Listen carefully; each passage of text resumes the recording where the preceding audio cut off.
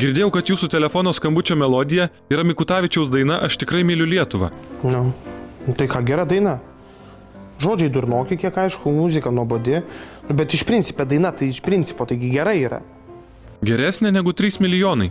Aišku, kad geresnė. Visos dainos yra geresnės už tą vargolių himną. Visi tie 3 milijonai niuniuoja savo ir svajoja apie milijonus, kurių niekad neturėjo ir tikrai neturės. O daina apie Lietuvą man patinka. Tikrai. Tai ir jūs mylite Lietuvą? Principe ne. Nors, myliu. Oras čia šudinokas yra, žmonės šlykštus, mašinos čia vien tik tai senos visos suvarytos, o ir jūra baisiai šalta. Bet net ir tokią aš ją myliu. Kodėl mylite Lietuvą? Nes jinai mane myli. Čia toks, abipusis yra jausmas. Lietuva bet ko nemyli, o vat ką myli, tai puoselėja, saugo, gražina ir popina. Vat aš čia toks Lietuvoje išpopintas ir esu. O varguolių Lietuva nemyli. Ir nereikia. Bet juk varguoliai irgi ją myli. Tai čia ir yra baisiausia. Meilė be atsako, kaip kokiuose bobiškose romanuose. Prisikabina trispalvių, vyčių tenai, Smetonos nuotrauka būtinai turi būti, ten visus kunigaikščių vardus žino, pavardės ir pravardės visus žino. Gali išvardinti visus signatarus ir komunarus, visus mitingus vaikšto, nežinau, Maironio ten eilėm šneka, dainuoja, baisiai viskas gražu.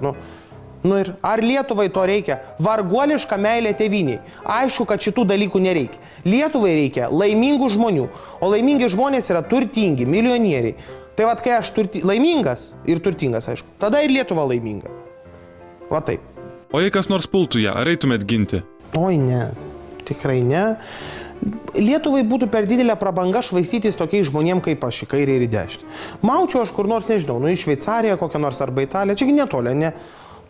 Tegul gina tėvynę, kariuomenė ir varguoliai. Jų yra daug, tegul eina ir gina tą savo žilagalvį Vilnių, ten mėlyną Nemuno vingį ir Piliakalnius visus. O jūs? Ką, aš toliau mylėčiau Lietuvą. Tik tai per atstumą kažkokį nedidelį. Beje, va čia gerą mintį davė, reiktų gal naują kokią dešulinę paleisti savanorio garbė, pavyzdžiui. Kariuomenė išpirktų didžiąją visą produkcijos dalį, o likusią, į prekybą ir varguoliai galėtų pirkti per visas šitas, vasario 16, kovo mėnesį, per Mindauginės, per rugsėjo 11. Va čia ir yra mano meilė tėvynė ir patriotiškumas.